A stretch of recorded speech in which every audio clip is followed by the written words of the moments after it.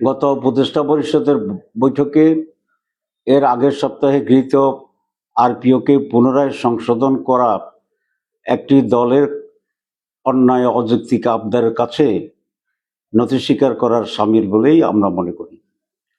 এই সরকারের বিভিন্ন কর্মকাণ্ড অতীতেও একটি বিশেষ দলের প্রতি আনুগত্যের বহিঃপ্রকাশ ঘটেছিল।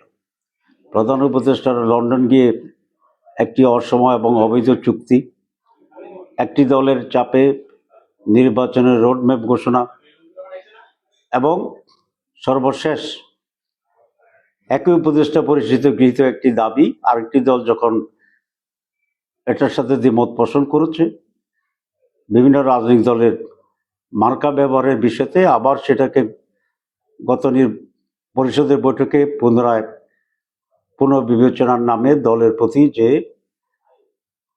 আনুগত্য প্রকাশ করেছে সরকার, নিঃসন্দেহে এই সরকারের নিরপেক্ষতা ক্ষুণ্ণ হয়েছে। আমরা এই সিদ্ধান্তকে মানি না এবং এই সিদ্ধান্তের গ্রহণের নিন্দা জানাচ্ছি।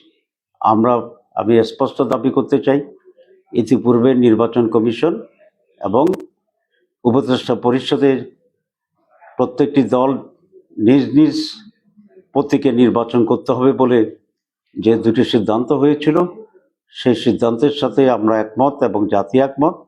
আমরা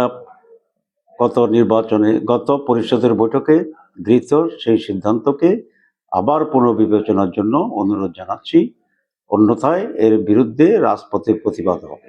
সনদ বাস্তবায়ন নিয়ে বিএনপি নতুন করে যে পরিস্থিতি তৈরি করেছে, এটি একেবারে অনাকাঙ্ক্ষিত এবং জনগণ ফেব্রুয়ারিতে যে একটি জাতীয় নির্বাচন চাচ্ছে, নির্বাচনের ঠিক আগে হঠাৎ এরকম রাজনৈতিক অনিশ্চয়তা উত্তাপ তৈরি করা ফেব্রুয়ারি নির্বাচন অনুষ্ঠানের প্রক্রিয়াকে বাধাগ্রস্ত করছে বলে আমরা মনে করি এবং এরকম অশুভ চক্রের কাছে প্রধান উপদেষ্টা নথি স্বীকার করবেন, বশ্যতা স্বীকার করবেন এবং ষড়যন্ত্রের কাছে নথি স্বীকার করে উনি সনদকে আইনি ভিত্তি দেওয়ার ক্ষেত্রে পিছিয়ে যাবেন, এটা আমরা আশা করি না।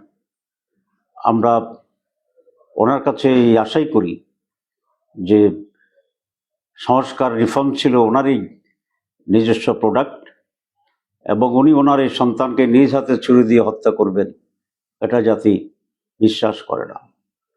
আর যদি এটাই প্রধান উপদেষ্টা করেন, তাহলে এটা জাতির সাথে যে ওয়াদা উনি করেছিলেন, সেই ওয়াদার উনি ভঙ্গ এবং খেলাপ করবেন বলেই জাতি মনে করবে।